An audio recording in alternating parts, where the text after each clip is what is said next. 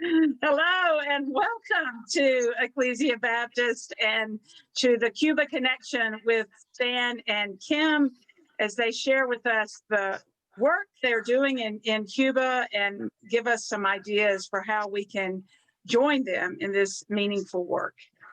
Stan and Kim, take it away. Thanks everyone for showing up here in the virtual meeting to be a part of the dialogue about what's going on in Cuba, particularly those who are interested in partner church relations. We're really excited to be able to be here and to connect with people and to help strengthen and deepen those relationships during a critical time in Cuba. One sort of caveat is that you'll be hearing from our perspective, and one of the things we've discovered over the years we've been in Cuba is that there is not one Cuban perspective, even though we've been living there now for 3 years. We have our particular filters, but we hear from so many different people who interpret daily news and things that are going on in very different ways, very diverse ways. You're just going to hear one point of view, but we're going to try to honor that diversity and give a general overview and also open it up for dialogue. Some of you have been to Cuba many times and have partner churches. We'd love to hear your perspectives as well. We're going to be following bullet points from a document Kim has prepared from other conversations we've had recently, and she's going to be adding to that document as we have more conversations. So we'll cover those bullet points, those topics, and if there are topics that you're interested in that are not there, feel free to ask your questions and we'll leave room for lots of Q&A and dialogue. First thing on the document has to do with current changes in the Cuban economy. They're going through massive kind of tumultuous changes in their economic system that have been talked about for many years, but finally on January 1st, those changes started being implemented. So we'll talk about that and how that's affecting the people in the churches, everyday Cubans in their home economies. First thing, the end of the CUC. Cuba has for 30 years had two different currencies.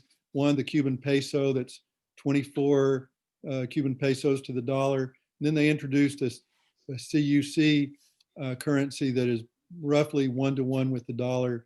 And it's a long history of why they've done that, but they have prices in the stores are in the two currencies, and they're trying to get, the CUCs was a means for them to get real money into Cuba. They ended the CUC on January 1st with a 6-month window for people to spend out whatever CUCs they have. And then there'll be no more CUCs in Cuba. So everything will be on the CUP, the peso, with the 24-to-1 increase. One kind of background to this is that people exchange. One of the things that people ask is, why are they doing this? And I've listened to lots of TV shows, news shows about the economy, about explaining what's going on. And I have to tell you, I don't understand it. Maybe Andy and Susan could do better, but it's very complicated. And the Cubans that I talk to, including economists that are part of the church, they're not 100% sure what all the reasons are either, except for I've heard that they're sort of modeling what Vietnam did in the 80s and 90s when they were trying to get ready for the end of the US embargo against the Vietnam economy. And they reconciled their currencies and did the exchange, whatever they did. Cuba's trying to do some of those same things to get ready, hopefully for a future time when they will enter the world economy without an embargo, and they're setting the platform. But just like in Vietnam, it's going to be a lot of heartburn, a lot of trouble for people to go through the transition time. The prices, you want to do the prices? So I don't understand a lot of it either. But so one of the things they're doing to kind of get their economy close to other nations is that they're increasing prices fourfold for just pretty much across the board. They're also at the same time increasing salaries, government salaries, state salaries, like doctors, teachers, people who work in any way for the government. The problem for churches is that churches receive salaries from their congregations, which usually church congregations in Cuba don't have a lot of money for their offerings. People struggle a lot financially, and they don't get any money from the government. The churches also get money from donations from partner churches or other organizations. So you can imagine a pastor who's got a lot of service and ministry in the community, which needs money to do that. And so all of a sudden prices for, say, a feeding program for senior adults, you know, they have to buy the food. And so now the food is 4 times more expensive. So how are they going to continue that, you know, weekly lunch or meal or support? So it's really tough on church workers or people who work in church centers. Many of you have been to the Kairos Center in Matanzas or the Martin Luther King Center in Havana. So all those people will have the same salary, but will having to pay 4 times more for their basic goods, basic needs.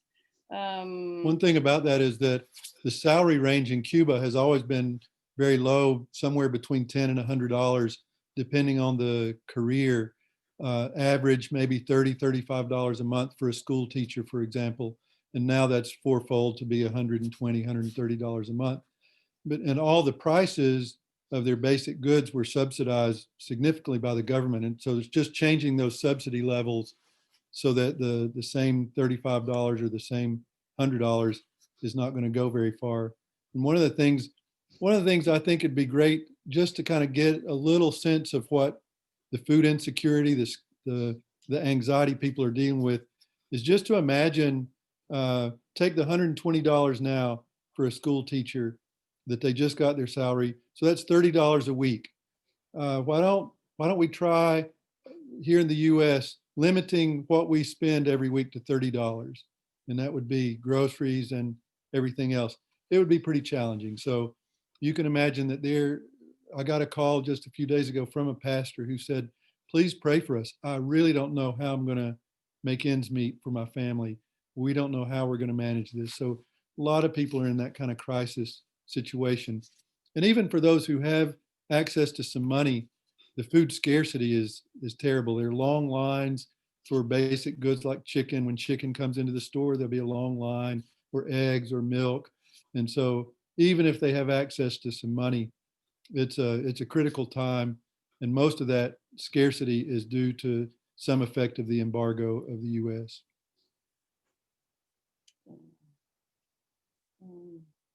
How can we support with the cards? Well, I'll do the basic beginning of the Yeah, card. okay. So one thing that has happened with this change of economy, the Cuban government has wanted to have an influx of US dollars, Canadian dollars, and euros into their economy to help pay their bills internally. So one of the ways they've done that is start these new bank cards. They're like debit cards, and there's several variations of these cards, but you cannot put any money on them from US banks.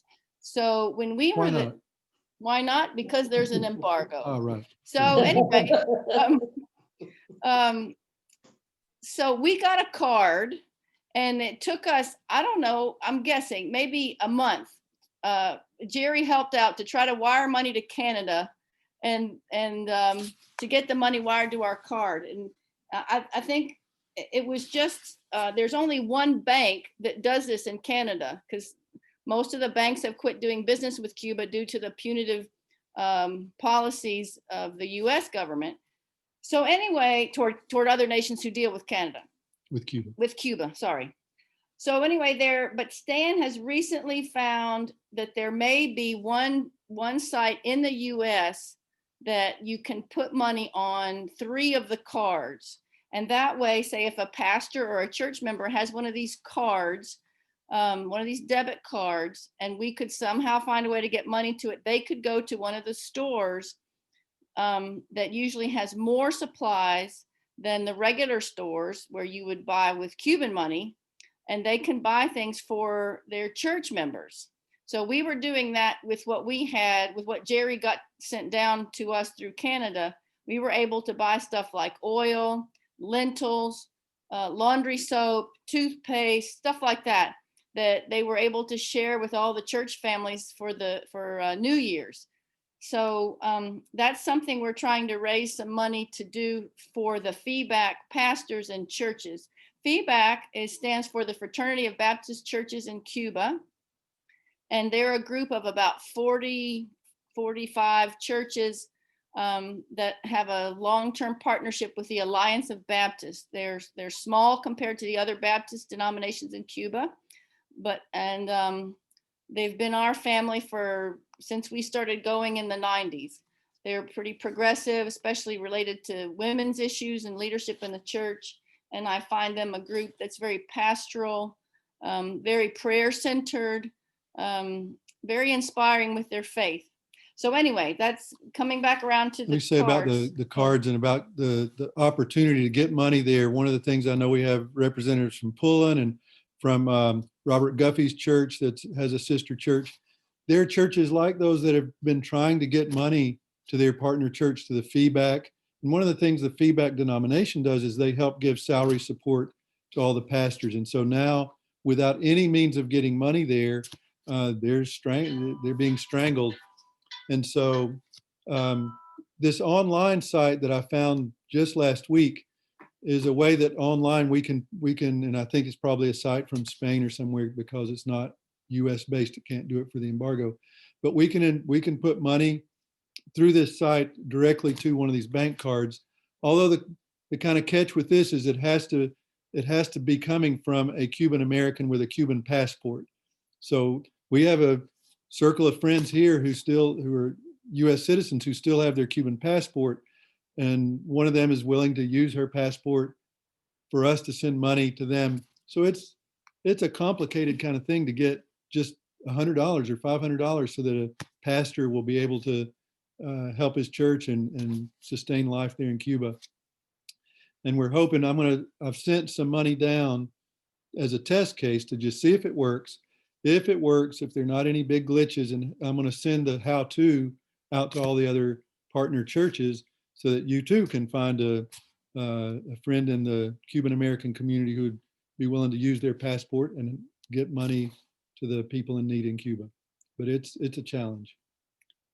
So one thing we hope will happen with the new administration is that President-elect Biden can lessen some of the economic restrictions that the previous administration has placed on Cuba. For example, opening Western Union financial money transfers directly to Cuba from US banks that Kim and Jerry worked out for us, that helped us out a lot.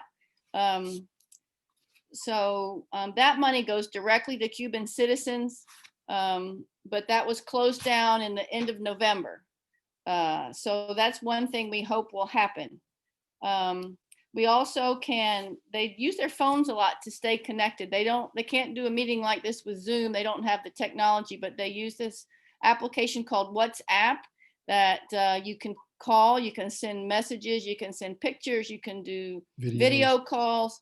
Anyway, so we've had that. So we're able to talk to people in Cuba through that and keep up. And that's something that we're going to encourage sister churches, partner churches to do, or friends and family to keep up.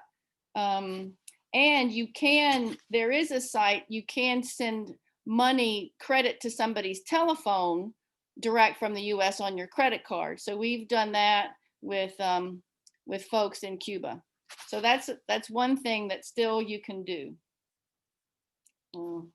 Also, we're going to be developing with Paula Dempsey and the Alliance some organizing kind of lobbying strategies with the new administration as they come in. I know they've got a lot on their plate with COVID and the economy and everything here, but just to kind of make sure that the voices of those who want to see more open relations are being heard in the new administration. And we're going to be trying to coordinate those efforts with people like Emily Thomas, who's here in the conversation with IFCO and the Latin American Working Group. There are already people who are part of that advocacy network. We just want to kind of make sure we know who are the best people to be talking to send our stories. And mainly we're going to encourage churches to send their stories, to let the Congress people or the State Department know exactly what we've experienced, that it would be so great if we could open up better relations. And our hope for changing things for the better in the future is through more openness and not continuing to stranglehold the Cuban people. And it is somewhat encouraging that the new State Department, the people that President-elect Biden has has said he's going to nominate or is nominating to those posts include people who have a good history in working with the Caribbean, with Latin America, and with Cuba. So we think there'll be some open ears to hear the stories. And whenever we get that information, kind of here are the people to send it to, here's some examples of the kind of stories to tell that would be good for you to tell. We'll send that out in a coordinated effort. I don't know if you're seeing these two notes from Deborah and Nancy that Cubans also like to use Facebook a lot, or so that's something that you can use FaceTime on Facebook to keep up with folks, and you can put money on their internet accounts for them to use Facebook. So and also Stan had the idea to for those who are able to donate some or all of their COVID relief check to the effort to support feedback and their churches, especially churches who don't have a partner church in the U.S. About half of the feedback churches have a sister church, and the other half don't. So they're struggling maybe even a bit more. But I think they're all struggling now because nobody has much access to financial donations. And maybe, Eileen, I don't know if you could do this on the chat, but the idea with that, donate your $600 if you're able from the government relief to the Feedback Pastors Fund is going to be handled through Ecclesia, through our mission fund, through the Ecclesia account. And there's an online way to send that, and several people have already sent it. We're really glad that people have been generous to send, and that's part of what we're now trying to figure out. How are we going to get the money to Feedback? But if we can somehow get the word out, this is the link to go to. And the only caveat, the only warning for anybody that wants to send money to help benefit this mission, this partnership, is don't put the word Cuba anywhere in the memo when you're sending money, because avenues like PayPal have some kind of algorithm that is always scanning. And if they see the word Cuba, they will put a pin, they will make the transaction pending, and they may stop the transaction, and it's a lot of red tape. So just avoid that by not putting the word Cuba in anything of your correspondence when you send a donation. It's about 6:30, so let's try to wind it up here with protests and COVID. Couple of final things, and then we'll maybe see what other questions or commentaries you have. Is that you hear a lot about human rights, and one of the reasons that the State Department put Cuba on the list of state sponsors of terror was around human rights abuses. And there's no doubt that internally Cuba has its challenges, but there's so many countries, including our own, that have challenges with human rights. Relatively speaking, it's pretty ridiculous to put Cuba on that list. But they do have people within the country who are clamoring for more freedom of expression. And you may or may not have read that a couple of months ago, there was a new thing in Cuba, kind of a public protest that they haven't seen much of in 60 years, of a group of intellectuals and artists in Havana that were out in the street protesting for more open, more freedom of speech, freedom of expression. And they sort of centered their movement over in protest of the arrest of a hip hop rap artist. And it was a little complicated, that whole story. But they had a hearing. The government responded to him by saying, okay, the Minister of Culture is going to start an open dialogue with the leaders of this group. And the group had an initial meeting with that Minister of Culture and started listing out their concerns. And then, probably due to some outside influence of people who probably didn't want that dialogue to be successful, the leadership of the group suddenly said, well, we're not going to talk with you anymore. We want to have a face-to-face with the president of the country. And the Minister of Culture said, well, that's not how we do things. This is the department that handles what you're talking about. And the other group said, well, we're not going to continue the dialogue. So that's sort of the kind of, always things are complicated, but that was in the news for about a week or 2 weeks in Cuba when it happened. And then it kind of fell by the wayside when COVID resurged in Cuba. And the COVID virus in Cuba, for the first 9 months, it was like a model. The government was kind of in the culture, the people were a model for how to handle it. As a whole, they did a really good job with everyone following measures. They had a daily TV program with the doctor in charge of public health who would sort of outline what's going on and what their measures were. And they got somewhere midsummer where there were 0 cases in Cuba. And after that, they started opening up the economy, opening up travel, tourism. And because of the opening up of tourism to help their economy, now they're in a surge of the virus. And it's pretty scary for the people living there now to kind of go back to probably worse than it was at the beginning, and to kind of revisit the earlier phases of measures and things like that. So they're kind of faced with the triple whammy of dealing with COVID, dealing with an economy that's based on tourism that's struggling because there's not much tourism now, and dealing with a blockade that has only intensified in really cruel ways.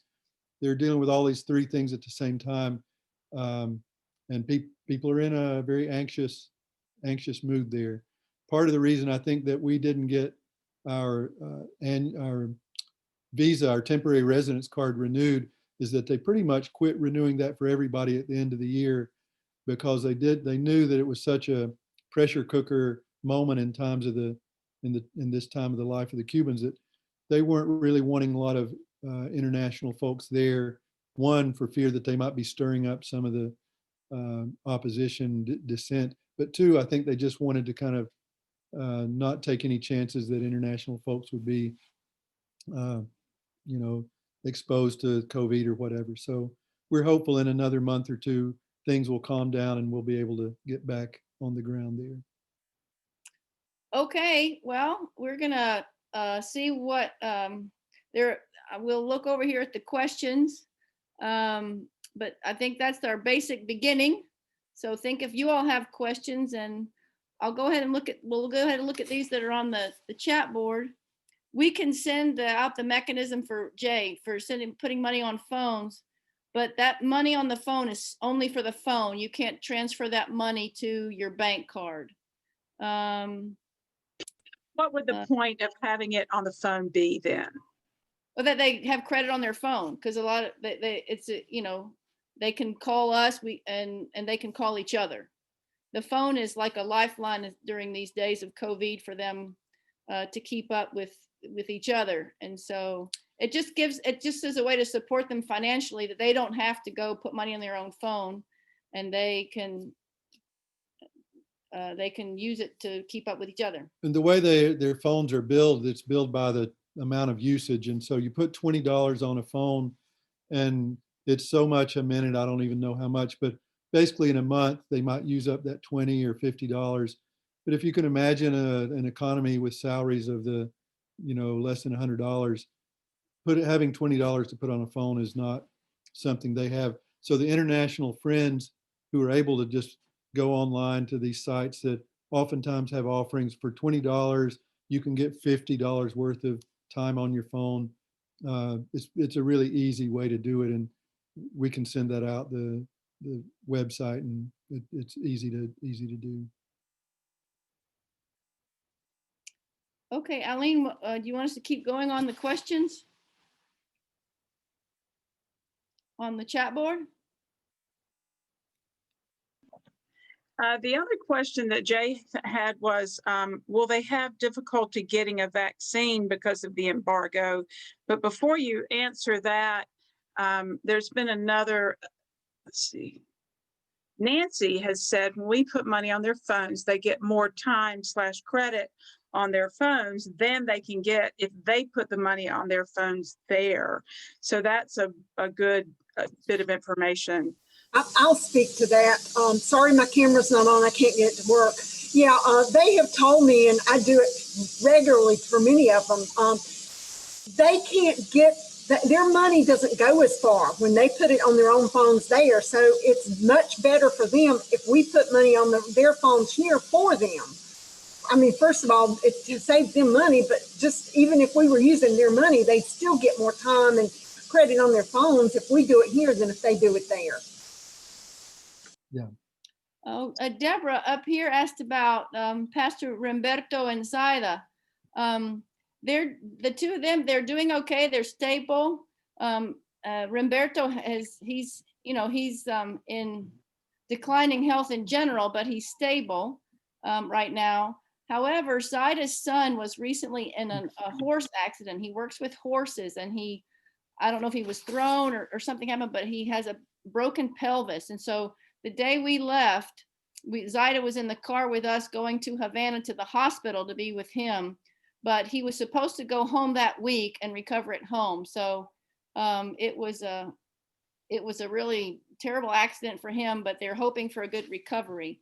But they seem to be doing well. But I think Zaida always is eager for prayers for her, for the church, for feedback for Remberto. And but I know they would send a big hug your way if they knew we were talking tonight. And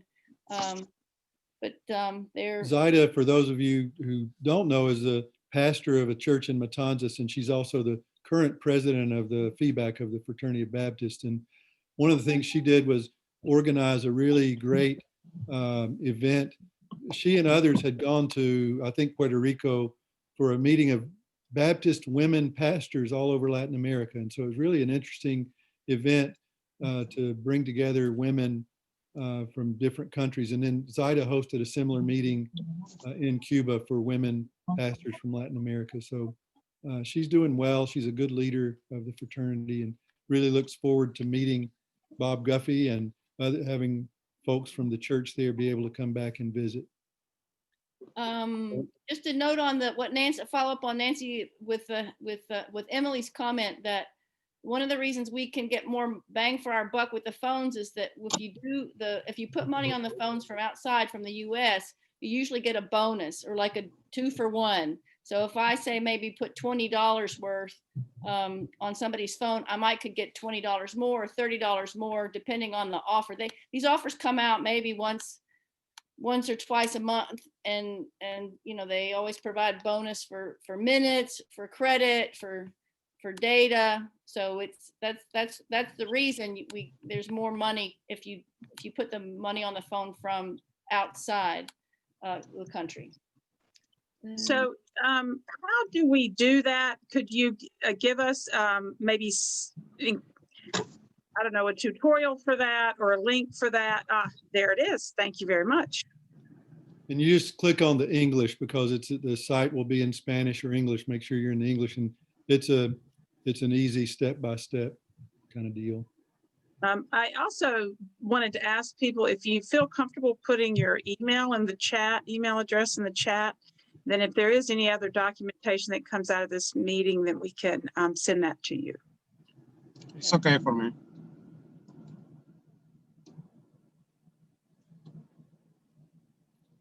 There's a question about the vaccine.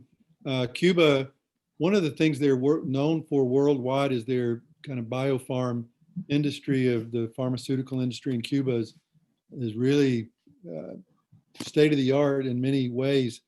And so their scientists are working, I think, with Russian scientists. So they're on their own trajectory for getting vaccines, and the embargo should not impede their getting vaccines because it won't be one of the companies that we're using.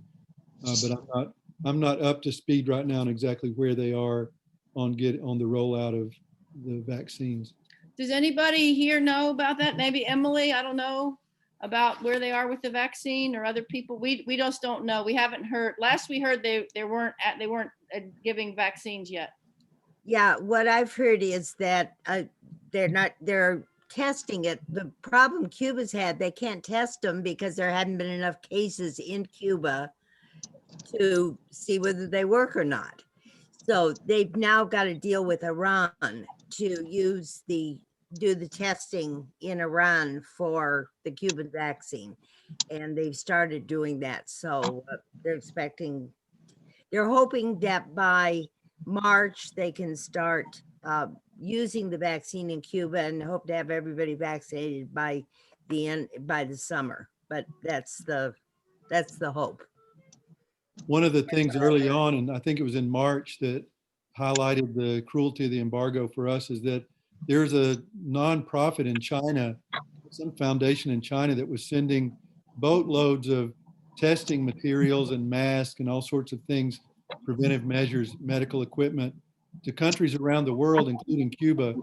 And the US intervened and wouldn't let that that cargo get to Cuba. So just crazy that that the embargo doesn't let medical supplies and medicines get into the country.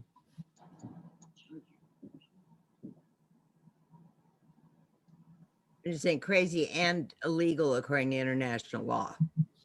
Right. I'll charge up the computer here. I will get these links together and include them in an email to everyone after the meeting. So don't worry if you don't know exactly how to get that link down or whatever.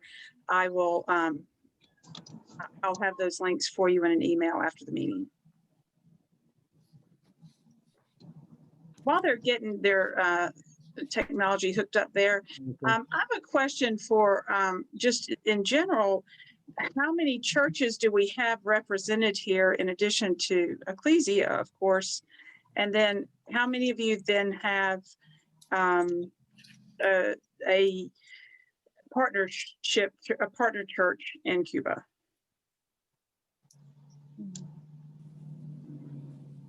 Can you hear me? Yes. Yes.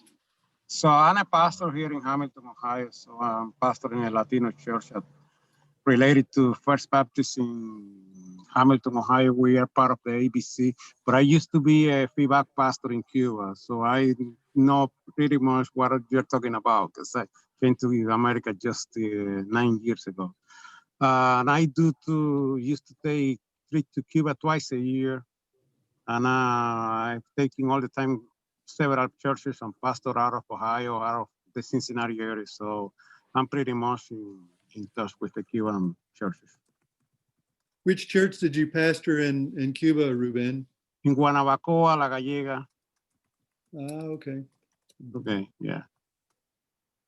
Well, are there things you want to add or comment on where we are so far tonight, or?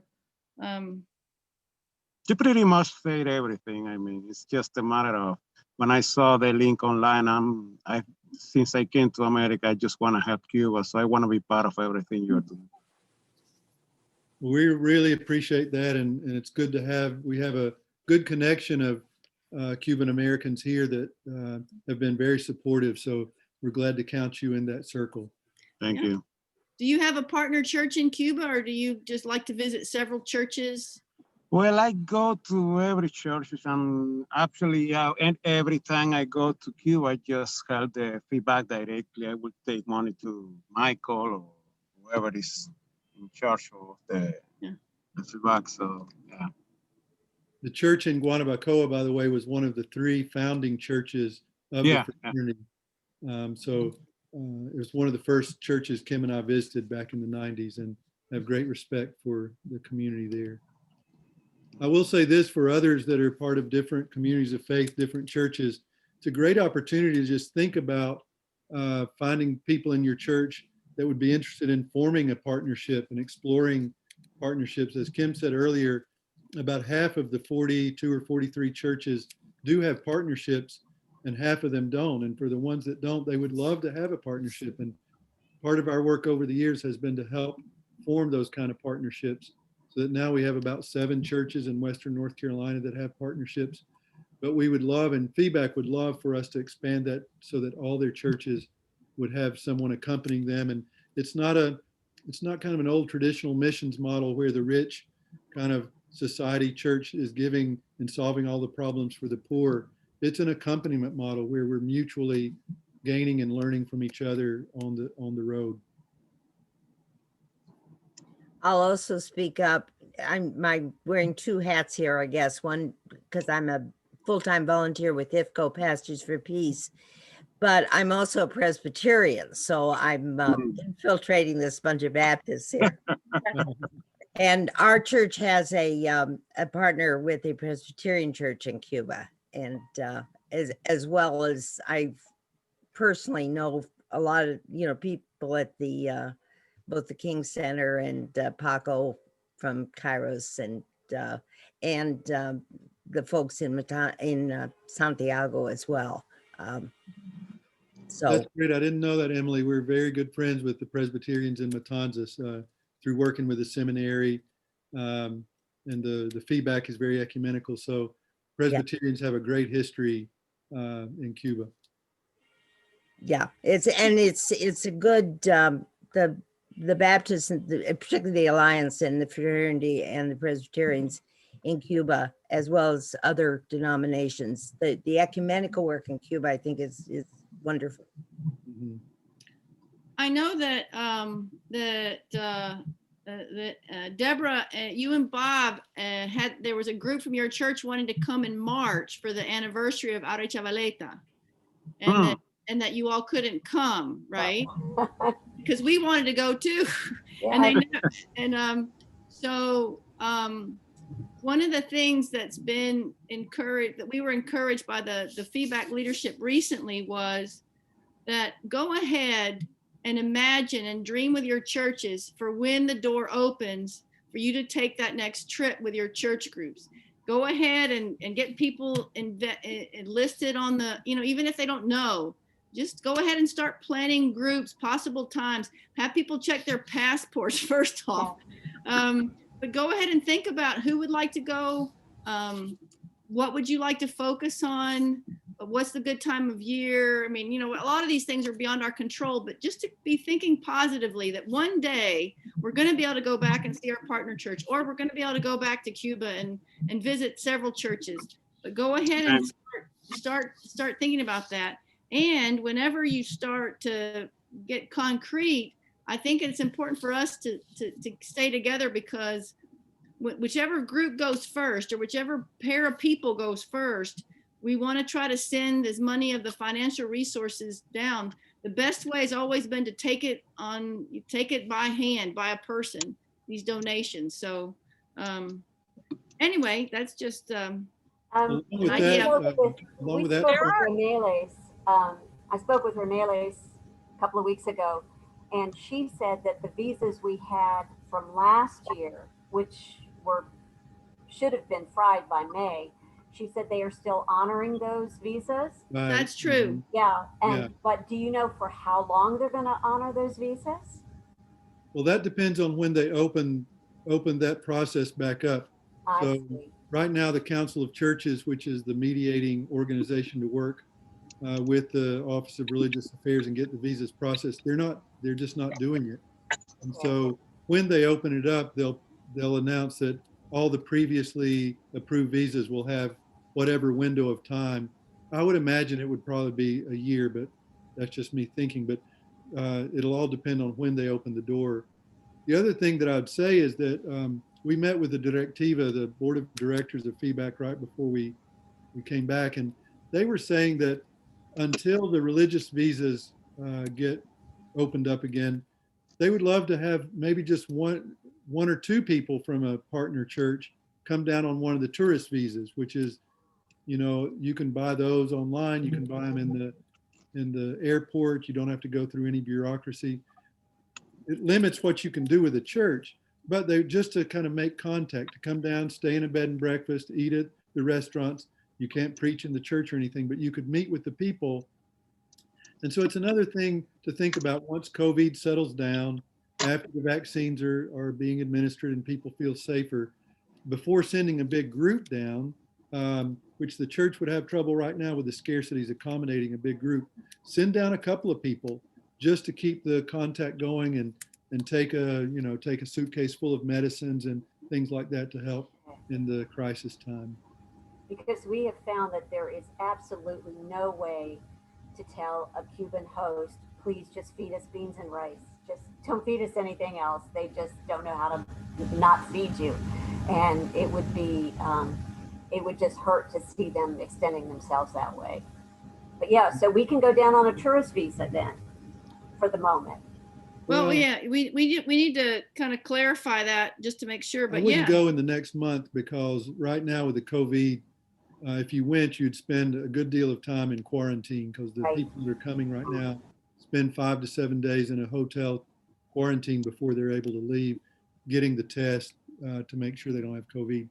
So I would, in a couple of months, we hope when things of that nature settle down, you could go on a tourist visa. And we can talk to you if you ever plan on doing that, on what the limitations would be of what you could and couldn't do with a church on one of those visas.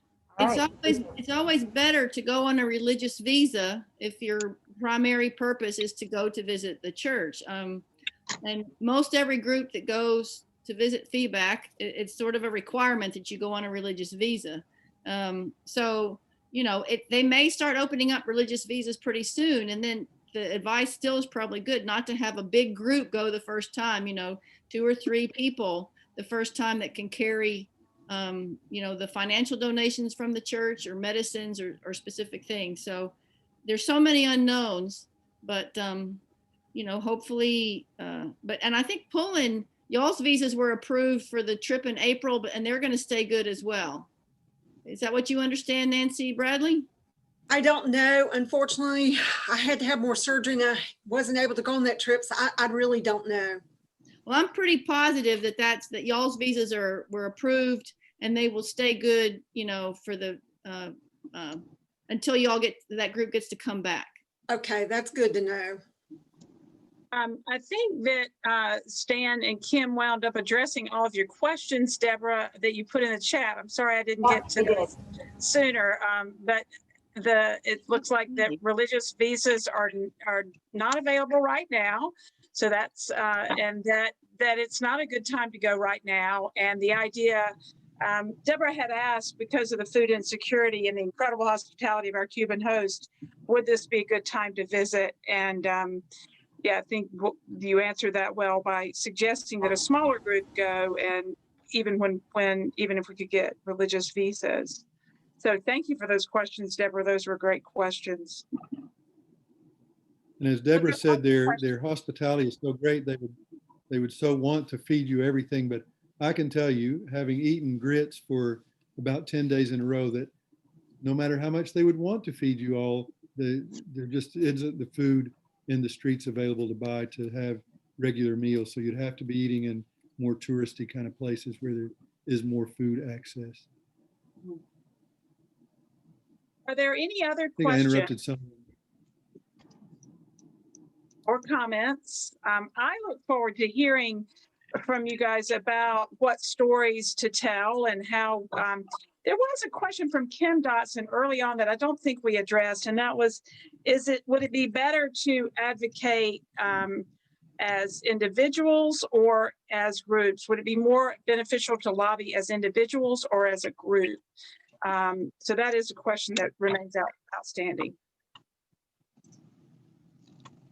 We'll certainly ask the people who are more professional in doing lobbying about that, but my hunch is both. You know, tell your story, make your phone call, write your letter, and also as a church or as an organization, do the same thing. I don't think it's either or.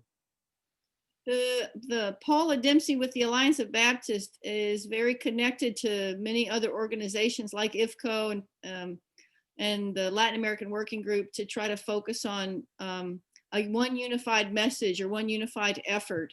And so they're working on that now, and we're going to be part of a conversation with them at the end of the month.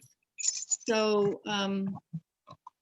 I think it's helpful just to be more and more informed about what the options are and what's most realistic, and to try to take it step by step. I mean, so I'll say one other thing about helping out in the short run economically is that they're so gifted people. They don't really want just charity. They'd love to be able to find ways to earn money with dignity and whatnot. And so Eileen had a good idea of working with a local artist in Matanzas to create postcards of his work and sell them. There are other ideas of having some of the musicians and composers create sheet music, simple sheet music with the songs, Cuban songs for churches that would have the words and melodies and chords, and have those that we could sell. So just kind of be on the lookout that as those kind of projects emerge, we'll be putting the word out for you to help out by your church may want to invest in getting songs or getting postcards and things like that to help out the people. We will I have a back- question for Ruben. Ruben, are you getting ready to leave? I'm just noticing you're putting on a mask, and I didn't know if you wanted to say anything before you had to leave, if you were leaving.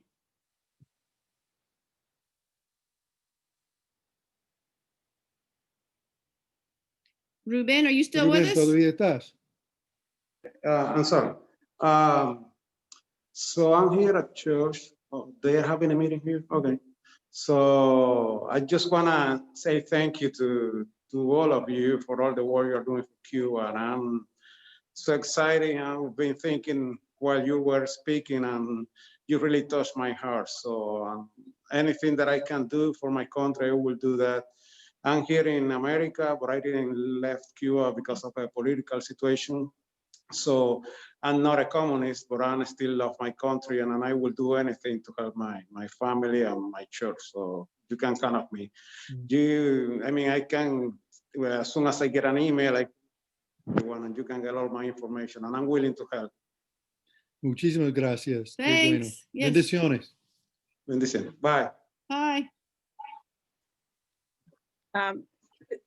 When I send out the email to everyone with sort of the information from the chat, if Stan, if you have, and Kim, if you have the guidance for which stories we should tell and give us some guidance on that, I will also include that in the email to everyone. And I think then the idea is just to spread the word, let people hear the stories as far and wide. And one thing people do a lot on Facebook is you put something on Facebook and people say, is it okay if I share this? If it's on Facebook, you can share it. So just go ahead and share it, and let people know what it's like. Jay and I, we just were so touched by the people there, as all of you have been. And if you haven't been yet, we started saving for our next trip. And so we do hope to go within the year. And so if you want to go with us, let us know, because we're definitely going to try to go back this year. I want to it's a minute before 7, so I don't know what people's expectations were, but we're happy to stay. But before we, decided if we're going to keep going, I wanted to say a special word of thanks to Dana Moore for 2 things. When she came down with our church group almost a year ago, she brought and had sent previously lots of these little dresses for girls, and we were able to send them to some of the girls in Arechavaleta, some of the church girls in Matanzas, some of the church in the Mission of Matanzas and La Vaita, and the joy on those girls' faces was just was beautiful to behold. And Selah, every time she talks to me on the phone, she says, well, please tell the woman who made all those dresses. What's your name again? Dana. Oh yeah, Dana, please tell Dana that we love her and we thank her so much all the time for those dresses. And then Dana also sent down to Orestes, is the name of the pastor at Matanzas. And his mother is a great seamstress, and she sews a lot. And so Dana, you sent down like 2 huge bags of stuffing for dolls. Yeah. And so Esther is her name, and she has a present for you that has been sitting in my suitcase, I don't know, for months. And so as a token of her gratitude to you, that it's that personal sharing that we do, and that happens, and I mean, just the friendships that have seen develop with our nieces here and our nieces there. So Katie has lots of Cuban cousins now that always ask about her and want to know how she's doing. And so anyway, we're just pleased about that. It's a blessing. Thank you. That was so much fun making them and getting to see the young girls wearing them. It was really nice. I will share the screen in just a minute so you can see a picture of those girls wearing those dresses. But before I do, I want to point to 2 things in the chat. Emily reminds us, get to know your member of Congress. you don't know what a big ask that is for us here in Western North Carolina, Emily. I'm just going to tell you. Get to know your Congress member and let them get to know you. Find out which aid works on Cuba issues. That's a great idea.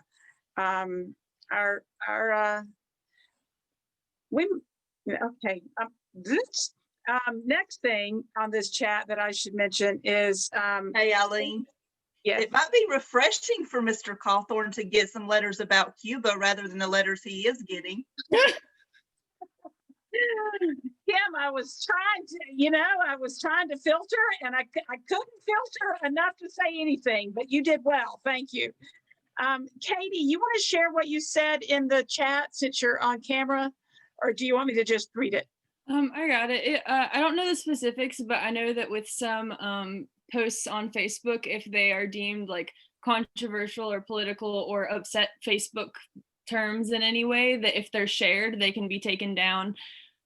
So it may be a better idea on some posts to copy and paste the post to your wall instead of hitting the share button. Good to know. Thank you for that. I did not know that, Katie. So thank you for that. One way to get it. No, all right. I want to share my screen so you can see these little girls in these dresses really quickly here. There they are.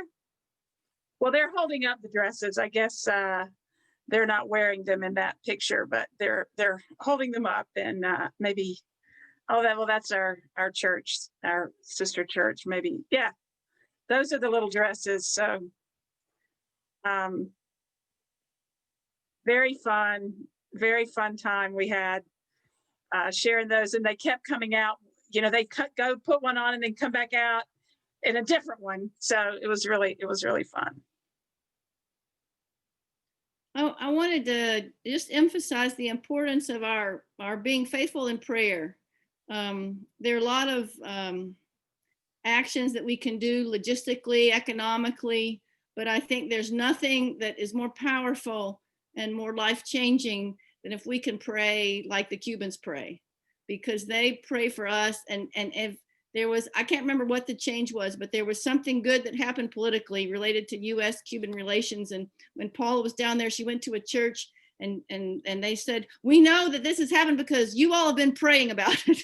And so they always begin and end whatever difficulty or whatever celebration with prayer. So I think that's one thing I'm learning, is to imitate their faithfulness to prayer, to hand over their requests to God, and to appeal for God to intervene, and continue being faithful. So I'll ask you all to do that in your own prayers, in your own churches, and we can stay in touch. And I've just sent a prayer to Eileen to put in our newsletter, and we'll try to send it out to those of you who aren't at Ecclesia, so maybe you could include it in your churches as well. It's going to go out in the Alliance newsletter in a week or two also. Anyway. I can put it in the email that I send out. Yeah, oh, I'll include that in the email. Yeah. Okay. Well, this has been wonderful. I know that Dana and Katie and Jay and I went last year, and I don't know about Dana and Katie, but I know that Jay and I just love to talk about it. We just love anybody talking about Cuba. We want to talk about it because we want to remember that special week we have. And my guess is that a lot of you feel the same way, that just being able to revisit our friends in our hearts and our minds is encouraging.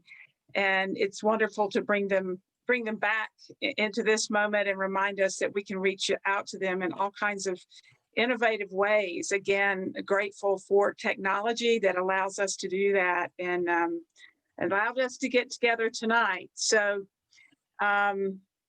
we also want to just say how grateful we are to be part of the circle of people who, whether they've been to Cuba or not, have been so supportive through prayer, through words of encouragement, through financial contributions to make it possible for us to be there. And just being a part of this circle is a great blessing for us to be able to, sometimes we feel like our lives are a big bridge between these two cultures, but it's really great when we're on either side of that bridge to carry the other side with us and to have the people present and enlarge the circle of our lives. Well, thank you again. I'm seeing, let's see, Deborah is saying that if anyone is going to Cuba, they have some CUCs, and I bet some of you do too. We came back with way more CUCs than we wanted to come back with. We were just lucky because First Baptist of Asheville was going like the next week, and we exchanged with them. So, but if you all have CUCs and want to get them down there as soon as possible, let us know, and we'll try to make that happen. Well, I wanted to just say thanks to Sally for coming tonight with their partnership in Las Tunas. We had such a great time with that. It was a group of young people from First Baptist, and it was so much fun. And then your sister came later with Paula Yes. Dempsey with their sister church, and so just seeing your face just brings back so many good memories of that trip and that connection. And there's nobody I know. Well, I mean, there are many people like this, but Maura, the pastor of Las Tunas, she is a prayer. She's an example of just faithful prayer. So I'm sure she's still praying for you, Sally. Yes. And Mary, and yeah, I don't know if you wanted to say anything about your experience. It was a wonderful experience. I can't believe it was almost 2 years ago now that we went. But it was just so eye-opening to see the differences in culture, and it's the best food I've ever had. Such good, clean food. Oh, it was delicious. But it was just amazing to visit the Cairo Center and the fraternity there, and all the different places that we got to see, and the people that we got to spend the whole week with from Las Tunas. It was just such a great experience to be with them and to be with you all together.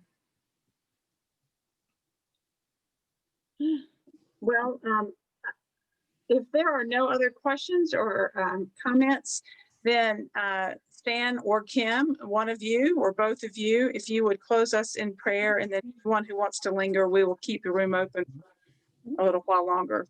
Well, we'll do a little song for you, and we can stay on for anybody who wants to talk a little bit more. But this song is in Spanish. Which one?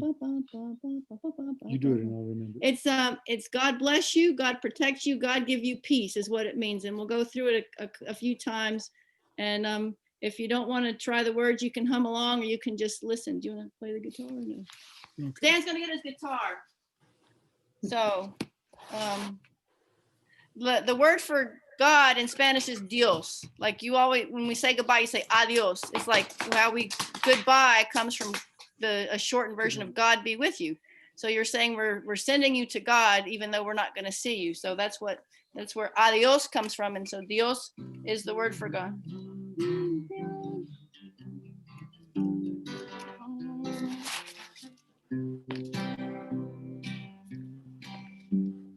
Dios te bendiga, Dios te proteja, Dios te dé la paz, Dios te dé la paz. Dios te bendiga, Dios te proteja, Dios te dé la paz, Dios te dé la paz. Dios te bendiga, Dios te proteja, Dios te dé la paz, Dios te dé la paz. Amén. Adios. Adios. Thank you all for being here. Go in peace to serve God, and we hope to see you again soon. I will be emailing you with all of these links and such soon. So I'm going to stop the recording now, and if you have